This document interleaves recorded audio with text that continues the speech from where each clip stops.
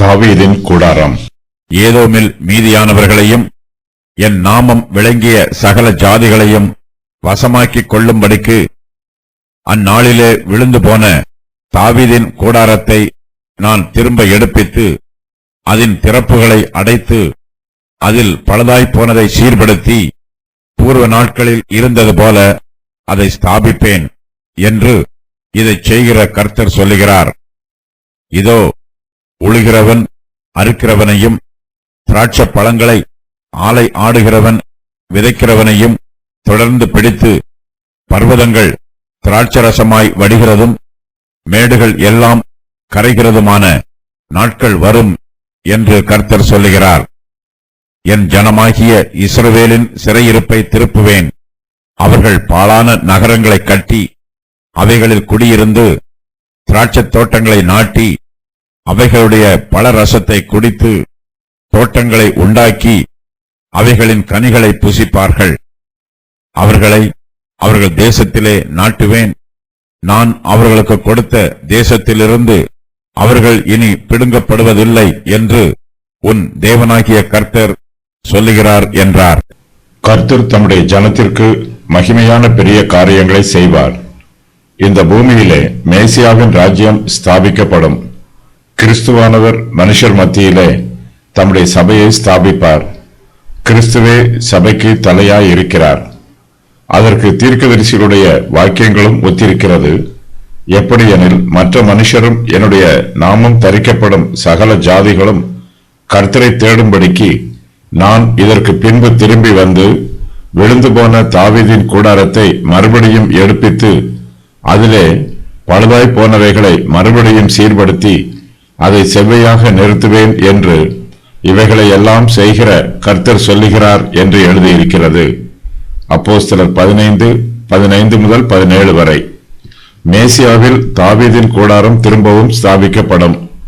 அந்நாளிலே விழுந்து போன தாவீதின் கூடாரத்தை நான் திரும்ப எடுப்பித்து ஸ்தாபிப்பேன் என்று கர்த்தர் சொல்லுகிறார்.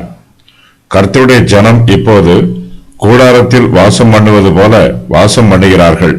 யுத்த வீரர்கள் யுத்த களத்திலே கூடாரத்தில் தங்கியிருப்பது போல இஸ்ரவேல் வம்சத்தாரும் தங்கியிருக்கிறார்கள். ஆகையினால் கர்த்தர் இஸ்ரவேல் வம்சத்தாரை பற்றி சொல்லும்போது அதை தாவீதின் கூடாரம் என்று சொல்லுகிறார்.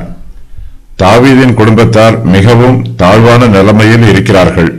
அவர்களுடைய வல்லமைகளும் அதிகாரங்களும் பலனும் குறைந்து போயிற்று. தாவீதின் வம்சத்தாரில் அநேகர் ஒன்றுமில்லாமல் போய்விட்டார்கள். தாவீதின் குடும்பத்தார் அந்நிய தேசத்து சிறையிருப்புக்கு போனதினால் அவர்களுடைய ராஜ்ய அந்தஸ்தும் அவர்களை விட்டு நீங்கி போயிற்று. தாவீதின் வீட்டாரைப் போலவே யூதர்களும் கடைசி நாட்களில் தங்களுடைய மகிமையையும் மேன்மையையும் இழந்தவர்களாக இருப்பார்கள். அவர்கள் பழுதாய் போன கூடாரத்தைப் போல மகிமை இல்லாதவர்களாய் இருப்பார்கள். கர்த்தராகிய இயேசு கிறிஸ்து விழுந்து போன கூடாரங்களை திரும்பவும் எடுப்பித்து ஸ்தாபிப்பார். அதன் திறப்புகளை அடைப்பார். அதில் பழுதாய் போனதை சீர்படுத்துவார். பூர்வ நாட்களில் இருந்தது போல கிறிஸ்துவானவர் அந்த கூடாரங்களை ஸ்தாபிப்பார். கர்த்தர் தாவீதோடு உடன்படிக்கை செய்திருக்கிறார். இந்த உடன்படிக்கை இயேசு கிறிஸ்துவிலே நிறைவேறுகிறது. தாவீதின் குடும்பத்தார் தாங்கள் இழந்து போன மகிமையை திரும்பவும் பெற்றுக்கொள்வார்கள். அவர்கள் மறுபடியும் புதுப்பிக்கப்படுவார்கள். தாவீதின் குடும்பத்தாருக்கு உலக பிரகாரமான மகிமை கொடுக்கப்படுகிறது. இது தற்காலிக மகிமை. இயேசு கிறிஸ்துவின் குடும்பத்தாருக்கோ ஆவிக்குரிய மகிமை கொடுக்கப்படும். இந்த மகிமை தாவீதின் குடும்பத்தாருடைய மகிமையை விட மேன்மையான மகிமையாய் இருக்கும். கர்த்தர் இஸ்ரவேல் வம்சத்தாரோடு உடன்படிக்கை செய்திருக்கிறார். இந்த உடன்படிக்கையும் இயேசு கிறிஸ்துவில் நிறைவேறுகிறது.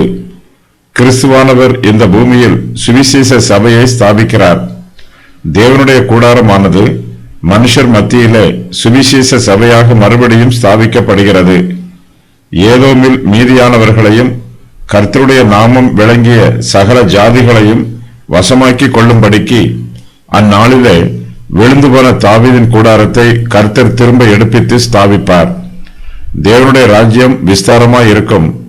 கர்த்தர் தாவீதின் கூடாரத்தை திரும்ப எடுப்பித்து கட்டுவார். அதன் எல்லைகளை விஸ்தாரமாக்குவார்.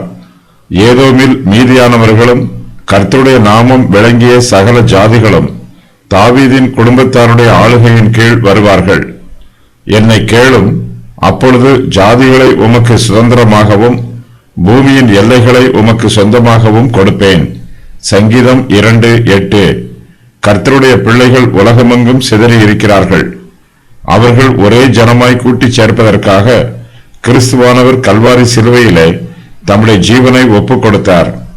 கர்த்தருடைய நாமம் விளங்கிய சகல ஜாதிகளையும் கிறிஸ்துவானவர் தம்முடைய வசமாக்கிக் கொள்வார்.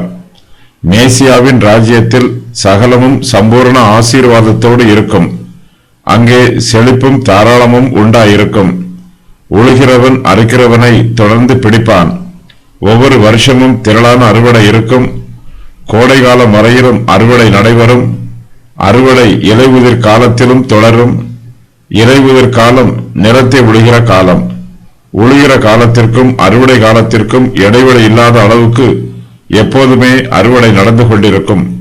திராட்சை பழங்களை ஆலை ஆடுகிறவன் விதைக்கிறவனை தொடர்ந்து பிடிப்பான். உழுகிறவன் அறுக்கிறவனை தொடர்ந்து பிடிப்பது போல ஆலை ஆடுகிறவன் விதைக்கிறவனை தொடர்ந்து பிடிக்கிறான். மேசியாவின் ராஜ்யத்தில் வறட்சி காலம் என்பதே இல்லை. எல்லாமே செழிப்பின் காலமாய் இருக்கிறது. நிலத்தின் ஒரு பக்கத்தில் உழவு உழும்போது மற்றொரு பக்கத்தில் அறுவடை நடைபெறுகிறது. கர்த்தருடைய கோபமும் சாபமும் இஸ்ரவேல் தேசத்தின் மீது வந்தபோது தேசத்தின் பர்வதங்கள் எல்லாம் காய்ந்து கடந்தது. இப்போதோ மேசியாவின் ராஜ்யத்தில் கர்த்தர் இஸ்ரவேல் தேசத்தை ஆசீர்வதிக்கிறார். அதன் பர்வதங்கள் திராட்சரசமாய் வடிகிற நாள் வரும் என்றும் மேடுகள் எல்லாம் கரைகிறதுமான நாட்கள் வரும் என்றும் கர்த்தர் சொல்லுகிறார். கர்த்தர் இங்கு சொல்லுகிற ஆசீர்வாதங்கள் எல்லாம் ஆவிக்குரிய ஆசீர்வாதங்களாகும் என்று வேத பண்டிதர்கள் விளக்கம் சொல்லுகிறார்கள். இயேசு கிறிஸ்துவை விசுவாசித்து அவரை தங்களுடைய சொந்த இரட்சகராக ஏற்றுக்கொண்டவர்களுக்கும் இயேசு கிறிஸ்துவின் சபையில் உண்மையான விசுவாசிகளாய் இருக்கிறவர்களுக்கும் ஆவிக்குரிய ஆசீர்வாதம் திரளாய் உண்டாகும். கர்த்தருடைய பிள்ளைகளுக்கு ஜீவ அப்பம் உண்டாயிருக்கும். அவர்களுடைய இருதயங்கள் பலப்படும். அவர்களுக்கு தெய்வீக ஆறுதல்கள் கிடைக்கும். அவர்கள் சந்தோஷமாய் இருப்பார்கள். கர்த்தருடைய வார்த்தையின் மூலமாகவும் தேவ ஆவியானவர் மூலமாகவும் மனுஷருடைய ஆத்துமாக்களுக்கு ஆசீர்வாதங்கள் கிடைக்கும். திரளான ஜனங்கள் கர்த்தரிடத்திற்கு திரும்பி வருவார்கள். சுவிசேஷத்தை பிரசங்கம் பண்ணுகிறவர்கள் சந்தோஷமாய் பிரசங்கம் பண்ணுவார்கள். திரளான ஆத்ம அறுவடை இருக்கும்.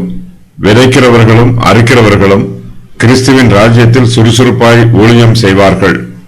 ஊழியக்காரர்கள் ஒரு பக்கத்தில் வசனத்தை விதைப்பார்கள், மற்றொரு பக்கத்தில் ஆத்துமாக்களை அறுவடை செய்வார்கள். மேசியாவின் ராஜ்யத்தில் ஏராளமான ஜனங்கள் இருப்பார்கள். அங்கே ஆகாரமும் அதிகமாயிருக்கும். அதை புசிப்பதற்கு ஜனங்களும் அதிகமாயிருப்பார்கள். என் ஜனமாகிய இஸ்ரவேலின் சிறையிருப்பை திருப்புவேன். அவர்கள் பாழான நகரங்களை கட்டி அவைகளில் குடியிருந்து திராட்சை தோட்டங்களை நாட்டி அவைகளுடைய பல ரசத்தை குடித்து தோட்டங்களை உண்டாக்கி அவைகளின் கனிகளை புசிப்பார்கள் என்று கர்த்தர் சொல்லுகிறார். என் ஜனமாகிய இஸ்ரவேலின் சிறையிருப்பை திருப்புவேன் என்று கர்த்தர் சொல்லுகிற வாக்குத்தத்தத்திற்கு விசுவாசிகள் மத்தியில் பாரம்பரிய பிரமாணங்களும் சடங்காச்சார பிரமாணங்களும் ஒழிக்கப்படும் என்று பொருளாகும். அவர்களுக்கு விடுதலை உண்டாகும். புதிய ஏற்பாட்டு காலத்து விசுவாசிகள் பழைய ஏற்பாட்டு காலத்து சடங்காச்சார பிரமாணங்களுக்கு அடிமைகளாய் இருக்க மாட்டார்கள். கர்த்தருடைய ஜனம் ஆவியோடும் உண்மையோடும் விடுதலையோடும் கர்த்தரை துதித்து ஆராதனை செய்வார்கள். ஆனபடியினாலே நீங்கள் மறுபடியும் அடிமைத்தனத்தின் நுகத்துக்கு உட்படாமல் கிறிஸ்து நமக்கு உண்டாக்கின சுயாதீன நிலைமையிலே நிலை கொண்டிருங்கள். கலாத்தியர் 5:1.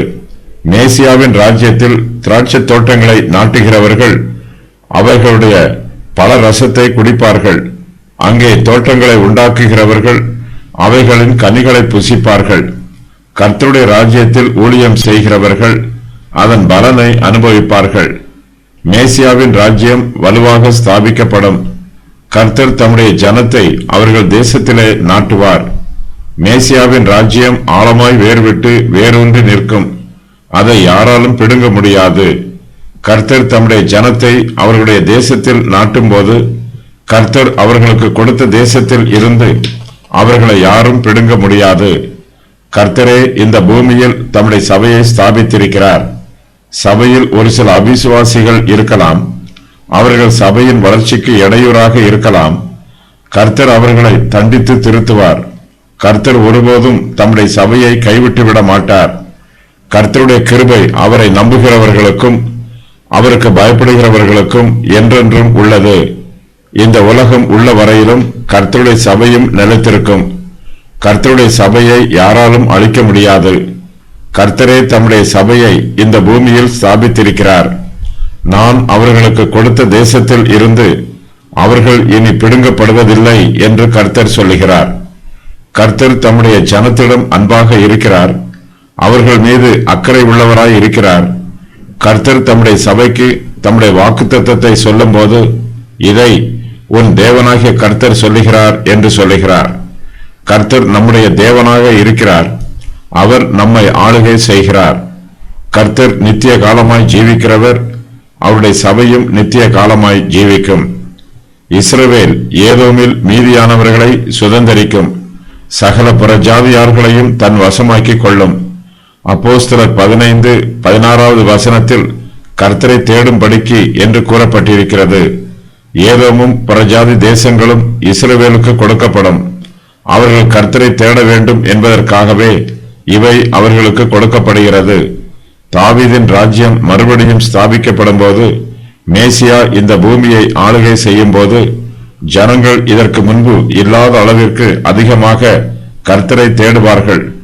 அக்காலத்தில் இஸ்ரவேல் புத்திரர் தங்கள் சத்துருக்களை சுதந்தரித்துக் கொள்வார்கள்.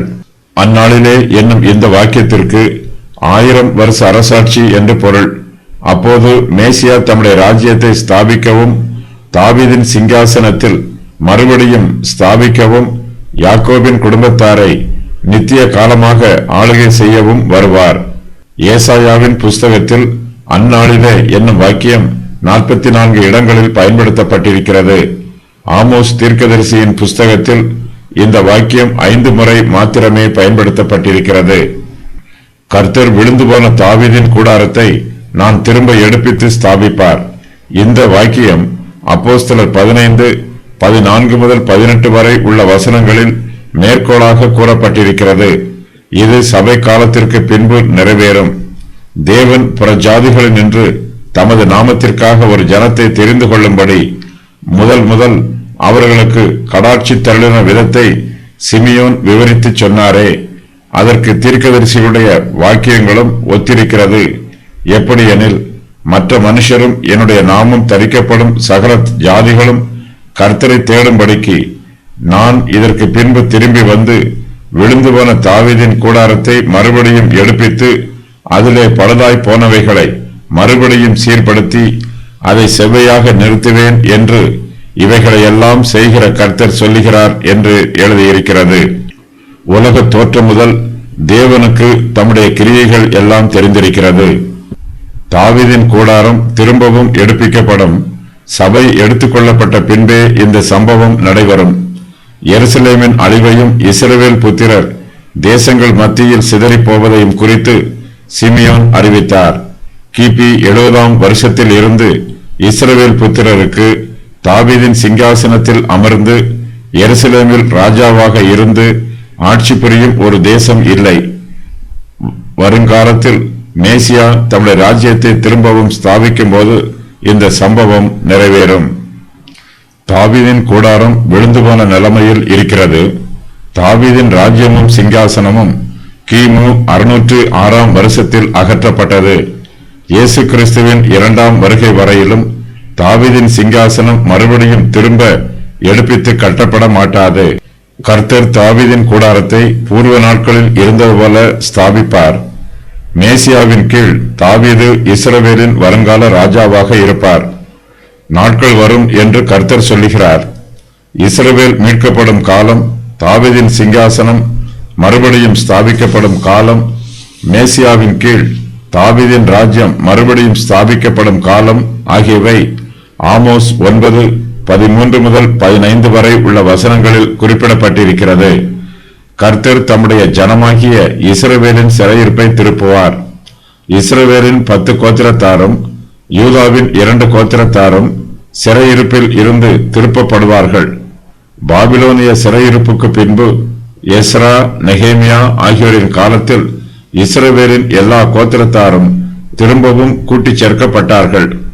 கர்த்தர் இஸ்ரவேலரை அவர்கள் தேசத்திலே நாட்டுவார். ஆமோஸ் எப்ராயிமின் 10 கோத்திரத்தாருக்கு தீர்க்கதரிசியாக இருக்கிறார். பாலஸ்தீன தேசத்தில் அவர்கள் திரும்பவும் நாட்டப்படுவார்கள்.